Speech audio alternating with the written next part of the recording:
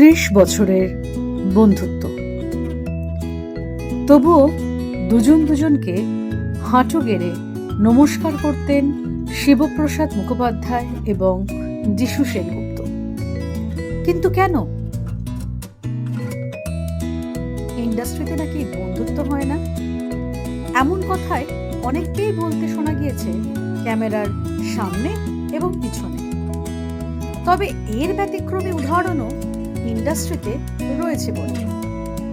যেমন শিবপ্রসাদ মুখোপাধ্যায় এবং যিশু সেনগুপ্তের জুটিকেই দেখুন।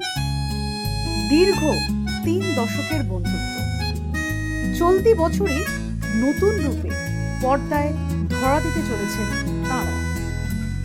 এই পুজোয় মুক্তি পেতে চলেছে উইন্ডোজের ছবি বহুরূপী দ্য গোল্ডেন ডাকু। হ্যাঁ, ঠিকই ধরেছেন।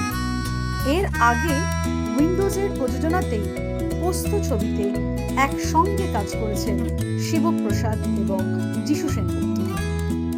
যদিও তখন পরিচালক অভিনেতা হিসেবে জুটি বাঁধলেও চলতি বছর কিন্তু অভিনেতা হয়ে মাঠে নামতে চলেছেন দুই মহারথী।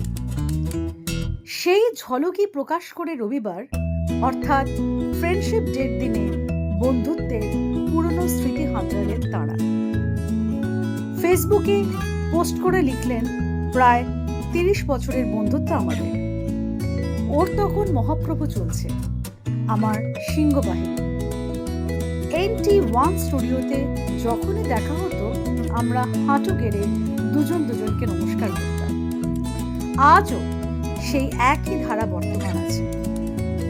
স্টুডিওতে ক্রিকেট খেলতাম, ডিরেক্টররা আমাদের খুঁজতে আসতো, দেবাংশুদা আমাদের দুজনকে আলাদা করত। তারপর কেটে গেছে অনেক বছর, বন্ধুত্ব একই রকম হয়ে গেছে। পোস্ত সিনেমায় আমাদের একসাথে পরিচালক অভিনেতা এই পরিচয় কাজ করা। সেখানেও বোলপুরের মাঠে ক্রিকেট হয়েছে। নন্দিতাদি সেবার আমাদের ধরে নিয়ে গেছে। আর এবার বহুরূপী দ্য গোল্ডেন ডাকুতে প্রথমবার বড় পর্দায় অভিনেতা হিসাবে দুজনে একসাথে কাজ করলাম। বজায় রয়েছে নমস্কার, ক্রিকেট, আড্ডা আর চিরকালীন বন্ধুত্ব।